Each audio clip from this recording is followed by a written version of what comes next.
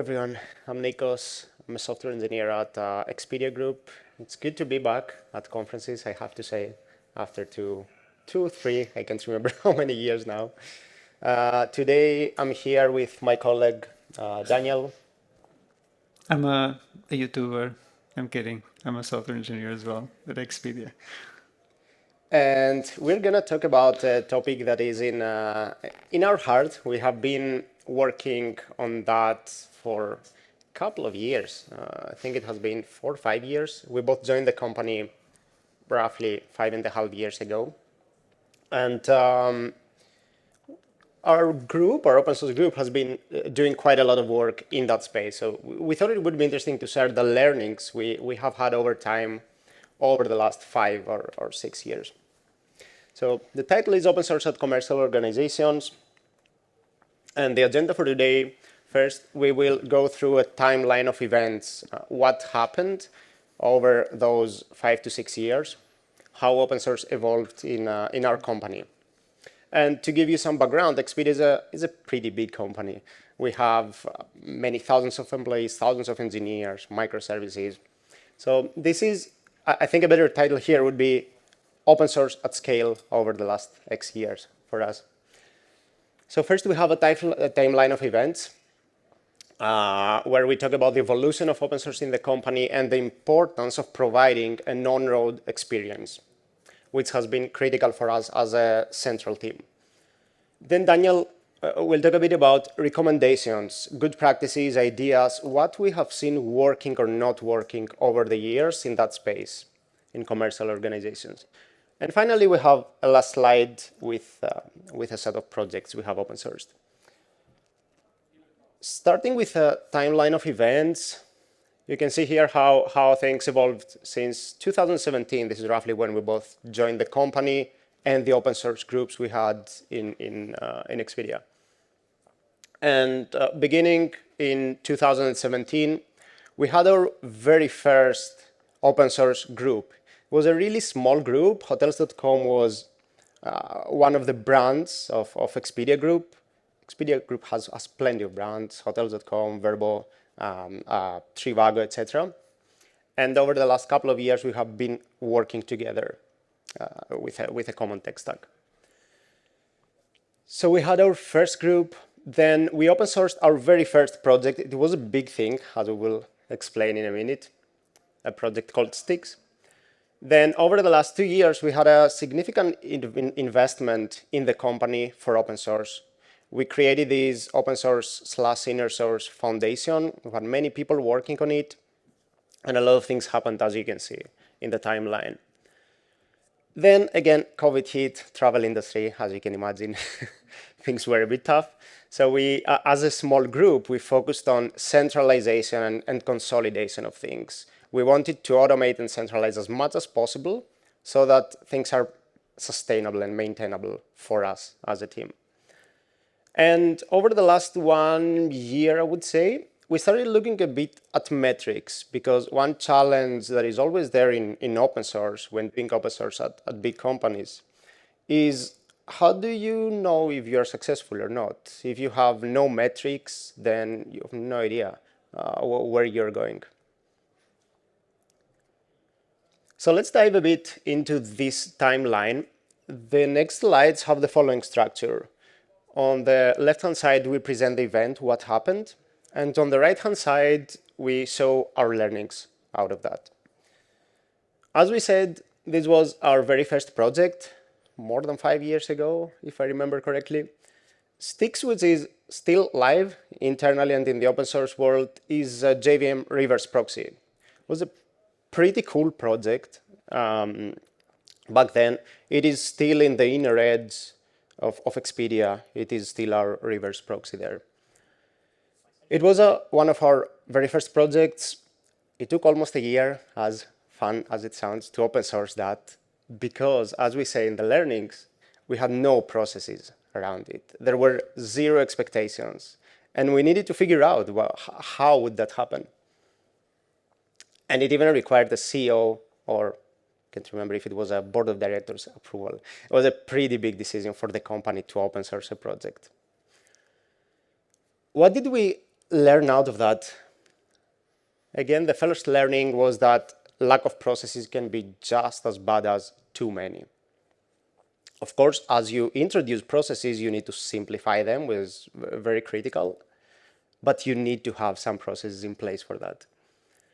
Second learning was that you shouldn't be a perfectionist. What we have seen over the years with many of our projects as well was that we were building and testing internally and battle testing in production. And then we thought that this would be a big thing in the open source community, but it wasn't. Our idea now is that you should ship it and try to get some feedback from the community, because it will also help you understand what the community needs out of that. And finally, a more practical learning. Again, what we used to do with our first projects that we open sourced was to have the open source repository, but also keep an internal fork. We now think this is not a good practice because it adds a lot of maintenance overhead. What we do instead is to only keep the open source version. And if there is anything needed internally, that is most of the times configurations or internal documentation. And you should extract all that out of the open source version. Moving to the next year, as we said, there was plenty of investment in there. We created this open source and inner source foundation. And the mission was simple and generic: to foster an open source and inner source culture across the company. As we started working together with all these brands, different teams working in silos for years, we realized this was a big challenge for the company. And we wanted to promote this mindset and this good practice that we have seen from the community. What we learned out of that was that a team of individuals that have done this before can help bootstrap these initiatives. For example, on our group was created by ex-PayPal engineers. And PayPal was pretty big in open source and inner source. In fact, this is pretty much where inner source started. They published the books and all that stuff. So those individuals can help a lot. As part of this foundation, a lot of things happened. One was that we created a single GitHub.com organization. As you can see on the left-hand side, we had more than 10 organizations, which were reflecting our internal structure as well. And then we decided to have a single organization, and as we will see in the next slides, to move everything to that organization. Whatever was active, not everything. The learnings from that event was that having multiple GitHub orgs adds a lot of maintenance overhead, because you need to maintain those orgs. There are different owners, there are different credentials and secrets, whatever you can imagine. It also hinders discoverability. One project is in one org, another project is in a different org. It's pretty hard to find them. And very, very important, it poses many security challenges due to credentials in all these organizations. Next step was to create documentation internally. This was mostly documentation around the expectations.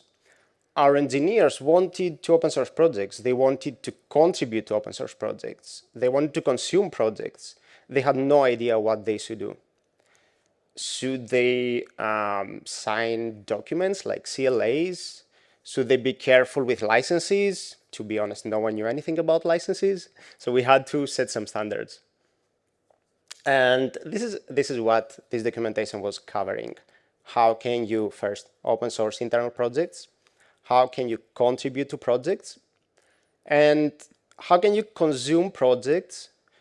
Although to clarify this bit, as a group, we were mostly responsible for anything outbound, for anything we would produce, rather than anything that we consume. And this is a completely different challenge, because it involves legal, it involves security. It's a quite different topic. Or even guidelines on how to do things. How do I publish artifacts? Do I use GitHub Actions, Travis, Circle CI? And the learnings from that was that having a central space with the expectations and more importantly, having a memorable URL helps scale open source in big companies. Finally, once you have this documentation in place, you should make sure that this is kept up to date. And this is where building a community plays a crucial role. As we said earlier, we call this foundation open source and inner source foundation because we thought these two are have many things in common. What is inner source for those who are not familiar? Inner source is the promotion and adoption of development practices and processes from the open source world to organizations, to commercial organizations that may have code behind, licenses, proprietary code, essentially. We did a lot of presentations to the engineering leaders, to our engineers, to promote these tools, these standards, these practices. And we also tried to adopt this concept of an inner source checklist, which I believe is there in the book that was published by PayPal. What is the inner source checklist? It is a list that sets the standards for repositories. For instance, do I have a README file? Is that clear? Do I have a contributing MD so that others can contribute to my project? Have I set the expectations? That's all about it. Our most important learning, and this may be a personal opinion, goes back to Conway's law. Don't try to enforce these practices. They will come naturally as long as the organizational structures are there. At the beginning for us, these were not there. Then things started changing and we saw things changing on that aspect as well. However, this inner source checklist can always help set the expectations. We saw many teams, even if those structures were not there, they would go to their repositories, they would review these practices. We also created a Slack channel. I'm sure we all love Slack channels. We have thousands of them. This channel was useful because it would allow us as a group to answer any questions that teams had around open source, or even to post announcements, or even to promote projects and reach out to engineers. Because again, we're talking about a company that has thousands of engineers. It is even hard to find the owners of a project at that scale. Lessons learned: you should make your employees aware of those communication channels, because these channels being there doesn't mean anything if no one knows about them. And then one thing where this channel helped a lot was to eliminate Jira tickets, emails, etc. It was pretty handy to go to that channel, and instead of going back and forth with different teams and people, you would post a message there and we would reply as a group.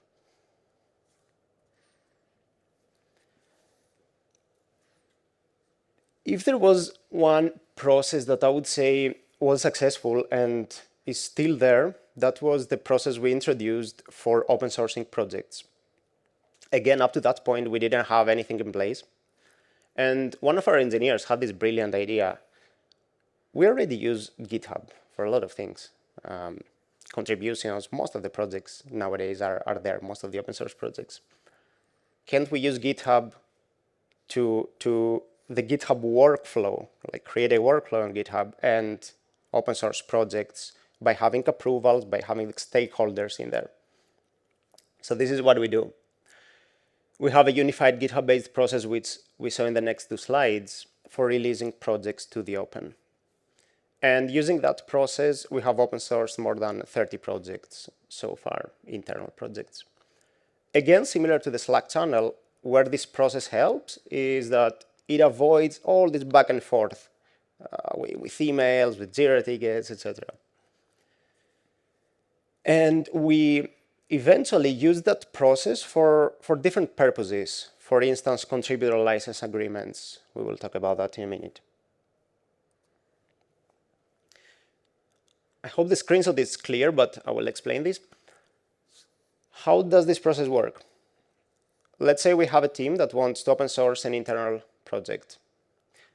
We have a repository on our side as an open source group that we are monitoring. The team that wants to open source a project raises a pull request. They provide a very short business justification, which is there for stakeholders like legal, security, and even for us as a group to understand what is the context behind that project. Why should we open source it? And then, as you can see, there are a couple of labels. Using labels, we track the progress of that. We have a label which says that this is under the technical review, another one saying that this is under legal or security review. And as you can see in this screenshot, we use GitHub projects to track the progress of those projects. You can see the different columns: submitted, review, legal, security, and finally approved or rejected. And this is pretty much creating a very simple workflow in GitHub.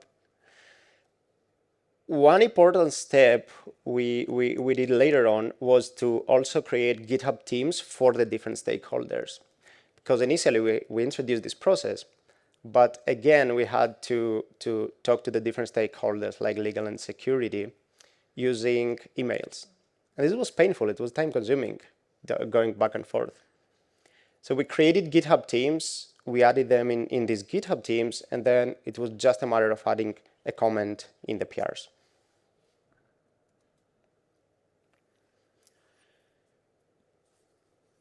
We thought this process was successful. It went pretty well for a couple of years. And then we had this question around CLAs. If you're not aware of contributor license agreements, in projects from big companies, the Googles, etc., or even big foundations and organizations, such as the Cloud Native Foundation, many times, if you want to contribute to their repositories, you need to sign a document. You need to sign this CLA if you want to contribute as an employee of a company. And as you can imagine, since we have thousands of engineers working in all sorts of projects and tools, and we use a lot of open source projects, we need to sign many of these documents. So we used exactly the same process for tracking CLAs. The reason being that we didn't want each employee to go and sign that document once. We wanted to do that at scale, have a list of people that would contribute to that project, and then we can keep adding these folks. Again, what we learned, very similar to the one before, avoiding emails, tickets, all the bureaucracy essentially. And many times, once you create and introduce such a process, you realize that you can use exactly the same process for a completely different purpose. It's a workflow after all. So all that was created as part of the Open Source Engineers Foundation, which had significant investment. As we said, at some point, we ended up being a very, very small group. And we still wanted to do open source because we are passionate about open source. So the idea we had was that if we want to keep doing that, we should start centralizing and consolidating things and automating as much as possible, because otherwise it wouldn't be sustainable for us. The first step we took was to centralize secrets management. What would happen before doing that was that each team that had an open source project under github.com/Expedia group, they would create and maintain their own secrets. That had security challenges, that had maintenance challenges as well. Because we didn't have any control in these secrets. Let's say a person leaves the company, we have no control out of that. That person still has those credentials. And that's why we worked on centralizing secrets. We used the organization level secrets that GitHub provides, which was a feature that was announced. And then we pretty much implemented that. So right now we have the secrets at org level on github.com, and these are available to all the repositories, but we only have one secret per scope. Very similar, as you can imagine, at that size, companies have many departures. Like employees join, employees leave all the time. And one thing that we felt was missing was, how do we track all that? We have a list of engineers, thousands of engineers inside the company, and a list of engineers contributing to github.com/Expedia group. How do we keep this relationship up to date? What we did there was to have some pretty simple scripts. They would call the GitHub APIs. They would also call our internal LDAP authentication mechanisms, and they would try to sync them. And if there was a deviation between these two, we would receive an email as a team. The learnings, similar to the previous slide, this reduces maintenance overhead, nothing else. When you want to do things at scale as a small team, you need to start automating.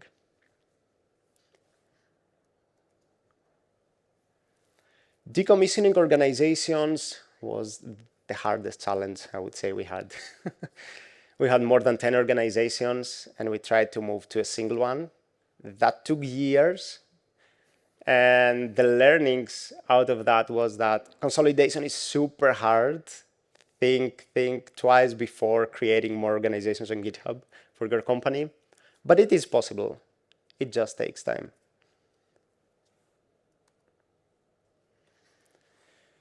Up to this point, we had processes.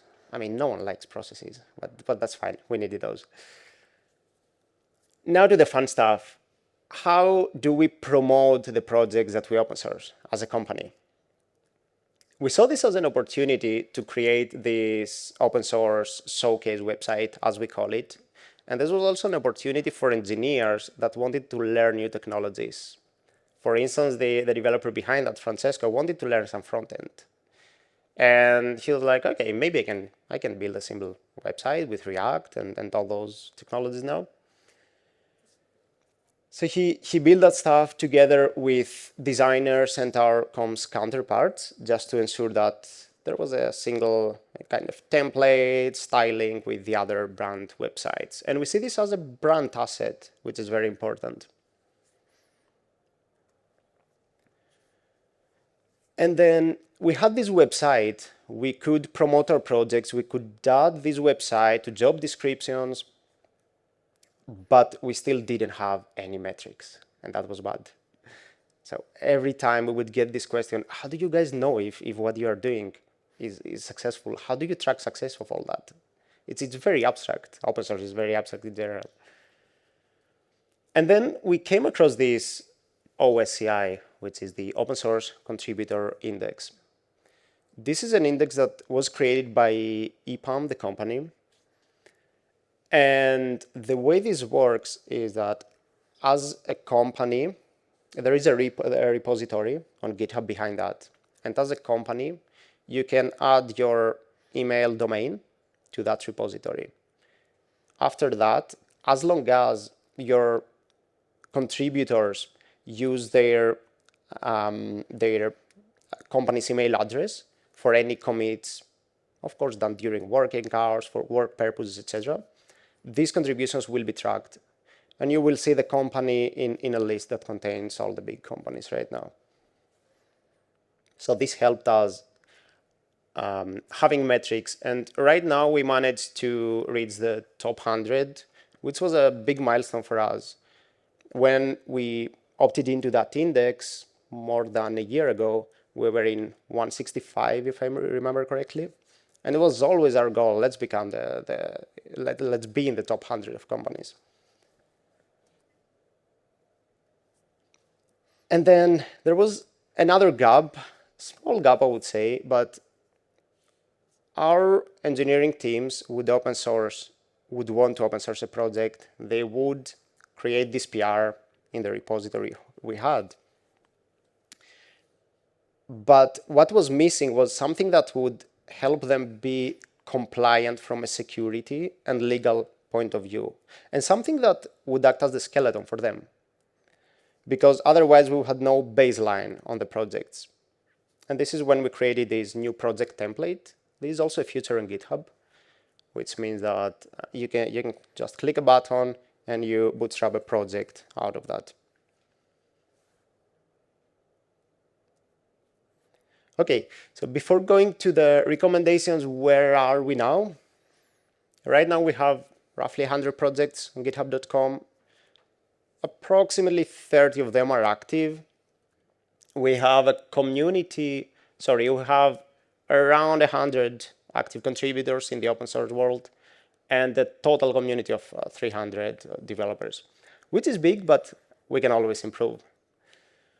What is most important for us is that over the last year, we have seen a huge increase in the number of contributions we make as a company. The number of our community more than doubled, which is pretty cool. The biggest lesson learned out of all this timeline is that creating a community takes time. It took us years, and it needs constant investment. Okay, with that, I'll pass this to Daniel. Hi, everyone. So the next couple of slides are recommendations that we feel apply to companies, to people who are either running an open source program or want to start one. I just wanted to highlight that, so this was our journey. So some of these things, we believe that they're like broad enough and general enough that they apply everywhere. But again, it depends on the culture, depends on a lot of things. So take everything with a grain of salt. So as my colleague Nikos mentioned, at Expedia, the open source program, we're a group of volunteers. So this means that we need to balance our normal work with this. And this means we're always trying to optimize and reduce bureaucracy in all aspects of open source. Can I just get like a show of hands when here is a fan of like tickets, like cheetah tickets, etc.? No one, right? Yeah. So we're the same. So that was one of the things that we tried to optimize. So there's two sides here. One is about the tooling, where we try to provide just a single set of tools to do something. Like this is the preferred or the only tool to do like CICD, to do secrets management, to do whatever. And we also try to do the same for the processes. So to have something that's not only simple, but also consistent. So for example, the example of how do we open source a project? So there's several stages there, right? So we first need to do a technical review. That was done in GitHub with GitHub issues, with the comments, etc. Then we need to do a legal review. That was probably done by email, so completely separate process. And then a security review. That was done by tickets. So the whole thing was very disjointed. So we try to come up with ways to reduce this fragmentation. And this is not like we call it on road. Other companies, they call it like paved road, etc. But the idea is to consolidate things, so reduce fragmentation in everything, tools, processes, etc. Oh, I forgot to mention that the preferred everything is what exists on GitHub. So we use GitHub apps, packages, secrets, actions, and so on. And by embracing GitHub, the ecosystem, it also meant that we have access to some really cool features. I don't know if you've ever seen this one. This is a tool called the Pandabot. And what it does is, let's say you have a repository, right? And you have a bunch of dependencies. So it will scan your repository and it will identify either dependencies with security vulnerabilities or just the ones that are out of date. And it will automatically open a pull request. Like in here, it saw that this something gRPC, there's a new version, 1.4.4. So it just opens a pull request, which is really good. Like it reduces like the toil of maintaining software and making sure that you're always using the latest version of X. So another recommendation is to promote your projects internally and to do dog food. I'm sure you've heard of this term. Um, and here I'm talking about two things. One is to actually use the software that you're building. So this way you get feedback direct from your fellow developers, right? And you know that's going to be more honest and you'll get much richer feedback than from external users. And the other side of it is to dog food the process of contributions. So if you have people that work with you that are trying to contribute bug fixes, new features, etc., you get a chance to exercise that side as well. Like, is the documentation, does it make sense? Like, how easy it is to actually contribute the patch to your project, or is it like super complicated? Like the documentation is useless. So you get a chance to test that as well.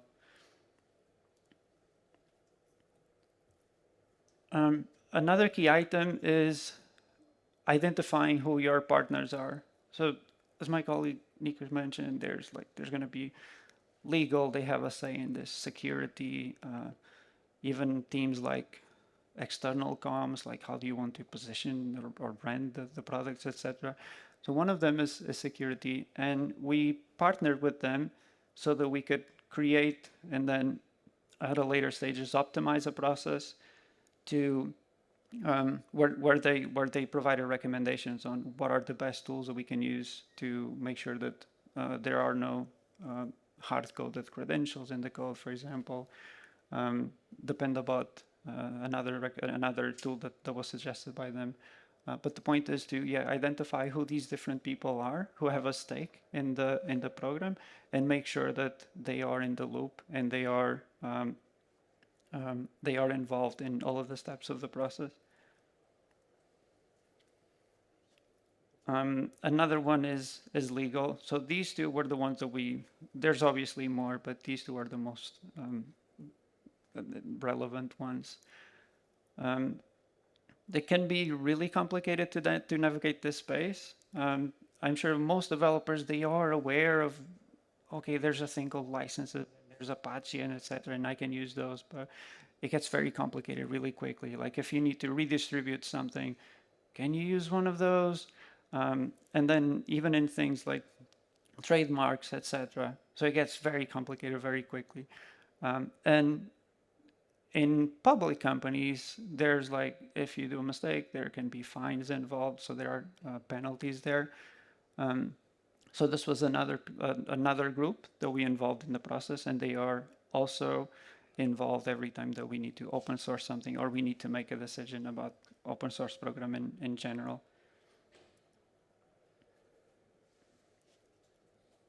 So like was said earlier, Expedia is a big company, so there's always people joining the company, leaving the company, and it can be tricky because GitHub.com has no connection to our internal systems like our LDAPs, etc.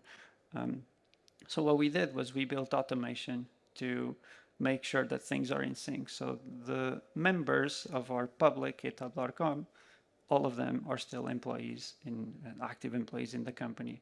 And this is something that's really important, that you should always try to identify where these friction points are and then automate or get rid of them. So this was something that previously we were doing manually, like, I don't know, once a month or something, let's go over this list of 100 people, 100 plus, and see if they're still employees or not.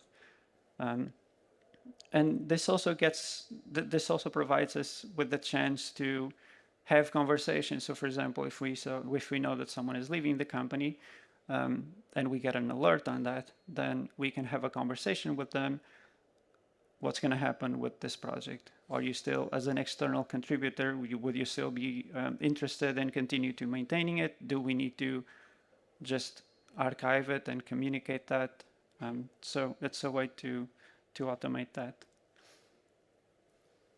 Yeah, I talked about reducing fragmentation, and of all of the aspects in there, this is probably the most important one. The CICD part. So we were using plethora of, we were using Travis CI, Jenkins, internal and external. What was the other one? Travis, well, I can't remember, but like a bunch of Circle CI, a bunch of them. And this is really challenging because first there's the most of these projects, they need to publish something at the end. So we would need to inject credentials like tokens, etc., passwords in all of these. So that's a problem. It was also a problem when we had to rotate these credentials.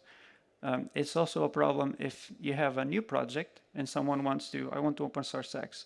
How do I do this? We couldn't point them to, like, here's a good example because everyone was doing it differently. It was very challenging to provide documentation as well, because again, because of the fragmentation. So this was the one where we got the better or the most ROI, the CICD. We decided we're going to use GitHub Actions. That's it. There was some resistance at first. A lot of teams that already had their pipelines configured, some resistance to change. But yeah, we made a decision. We set a deadline, and then by the end, we started to turn off all of the others, basically. Another thing, this is super important, is to invest on documentation, and to treat it as, and the point of the Dogfood is also to exercise and validate this part. A lot of times, you may think you have good documentation, but then when someone is trying to do something, either use that tool or to contribute, they find it really challenging because either it's too cluttered or there's not enough information. So this is key, and I would say you need to identify who these different personas are. So there's going to be people who want to just start using whatever it is that you publish. So they don't care about things like, how do I set up this locally? How do I test the changes? They're not going to be doing that, right? They just want to use it. On the other hand, there's also these people, they want to contribute with the patch, like a bug fix, etc. So they do need to know, how do I make sure that, like, I can test the changes? How do I run the tests? And the other thing is that you can then use the good examples in the open source projects in your company to like feedback to the internal ones as well, and use them as references, and like, this is what we should be doing. So the open source kind of feeds the inner source practices as well.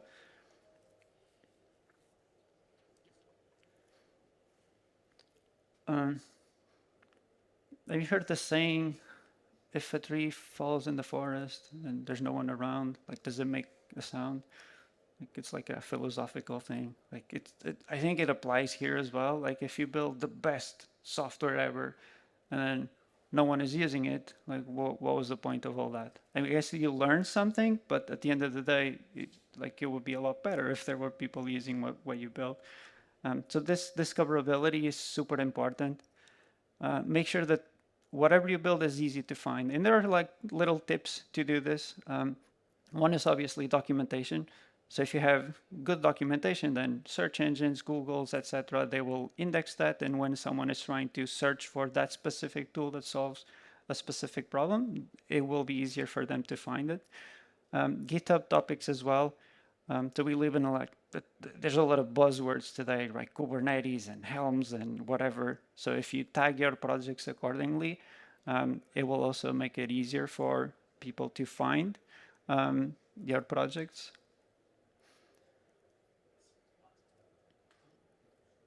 This one is kind of related. So on top of the discoverability, you also need to drive traffic and drive people to whatever you built. So don't just expect them to come. And this means doing workshops internally, making sure that your fellow developers, they are aware that this exists, that they know how to use it, etc.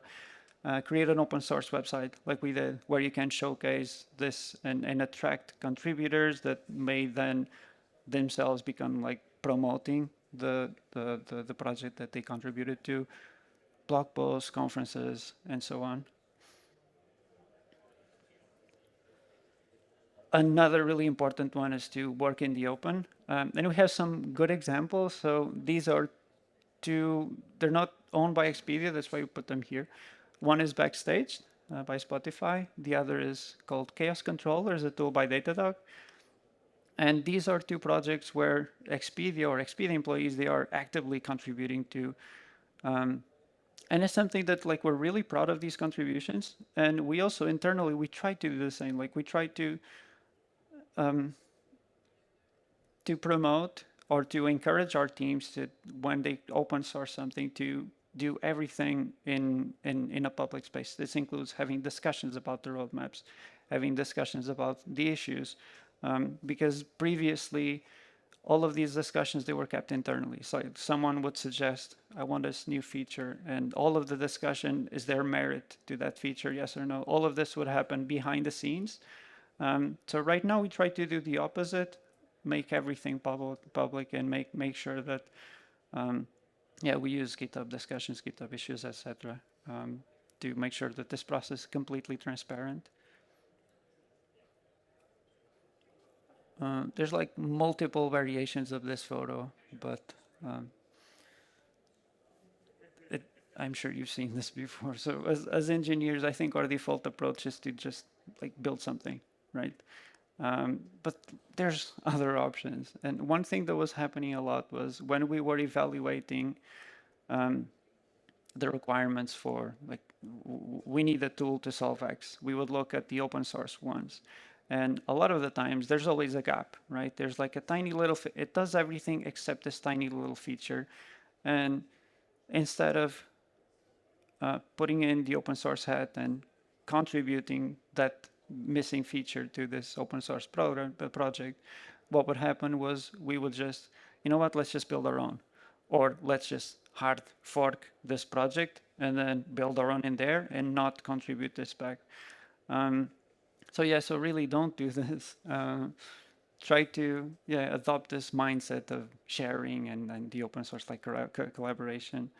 The other option is to just buy. So instead of using something open source, you could just like find some third party and pay them money and buy that solution. The open source kind of sits nicely in the middle. So you don't need to build everything from scratch, but you don't need to pay that much money to buy something. You can just like adopt that, maybe contribute with the missing features that would address the needs that you have.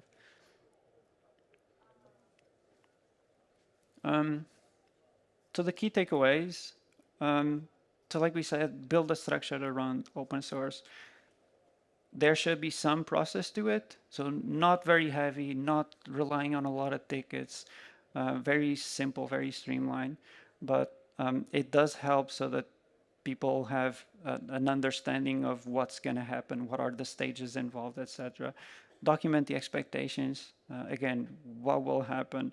And for example, if you know in advance that the CICD example that I mentioned, everyone is using different tools. If you know in advance that you're going to converge into one or adopt one, make sure that the expectations are clear, like you're going to have X time to offboard from the old ones, onboard into the new ones, and involve all of the legal, security, and comms, etc., all of these other teams to help you be successful and to help you with these processes. Second one, consolidation. So that's the on-road or the paved road.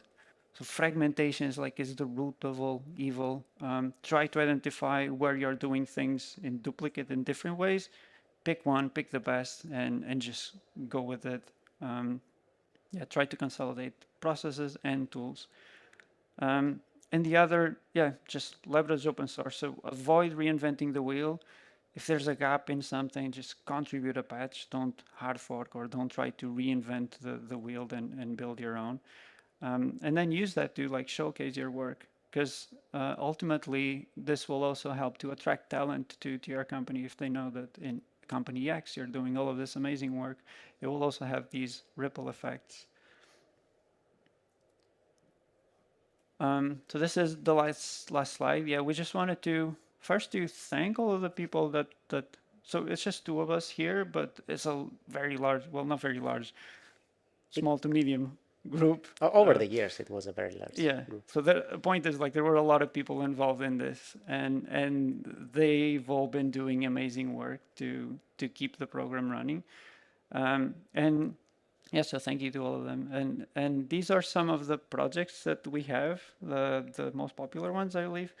Um, if you're interested in open source, so if you're interested in contributing or even experimenting with new technologies, new programming languages, just go to github.com/Expedia Group, and there's a ton of projects there that you can, take a look. There's a lot of issues where we would love help. We would love contributors. Um, and yeah, I think we move on to questions now. Thank you, everyone.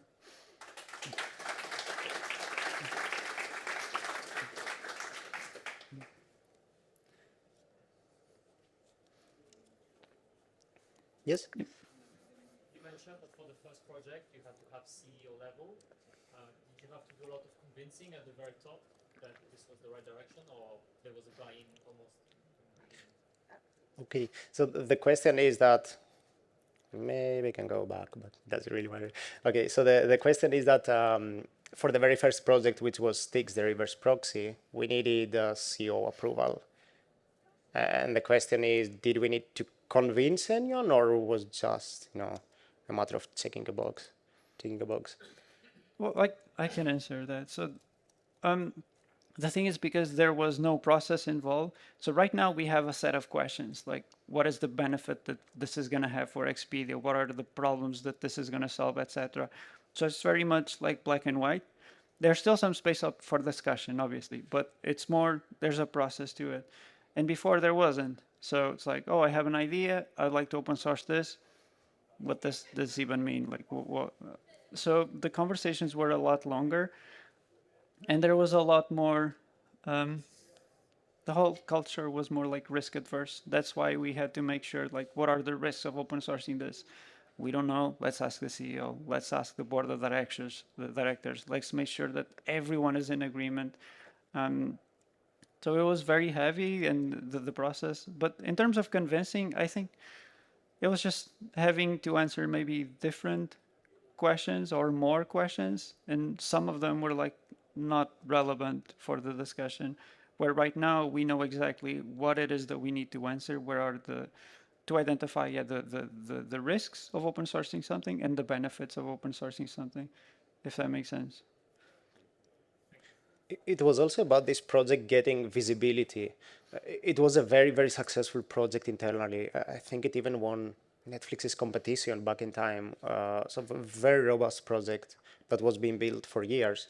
And the team wanted to make sure that there is going to be investment. So if we open source it, maybe we're going to get a bit more investment. Yes? I have a question about external contributors to those projects. So, does the company benefits of external contributions, or mainly those projects are internally developed but expose the wider audience via open source? Okay, so the question was if the company benefits from external contributors, and if, I guess, if the contributions come from external ones or from internal ones.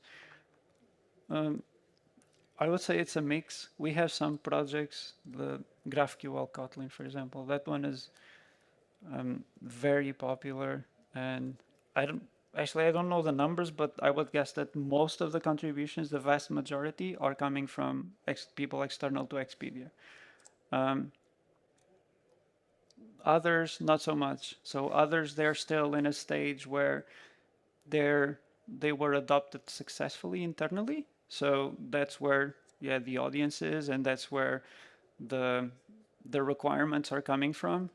So it also means that every time that someone has a need to create a new feature, etc., it's probably going to be someone internal to the company.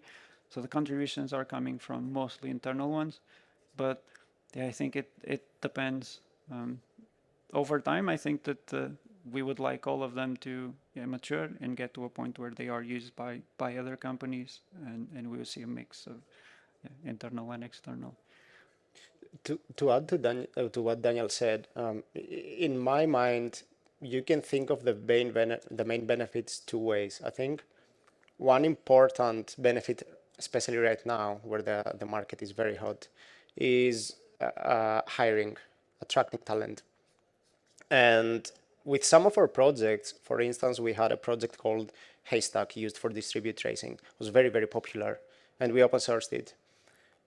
We managed to get core contributors from outside, inside the company, joining the company. And they were really talented engineers. So one is that, hiring. The other one, which it's a bit of a trend nowadays, you will see this with Spotify's Backstage, etc., is that companies are trying to come up with a business model for projects they are open sourcing. And they try to monetize that as well. So if you see this from a company perspective, and there are all sorts of benefits you can get. We're out of time. So yeah, if there's more questions, we're going to be around or downstairs. Thank you.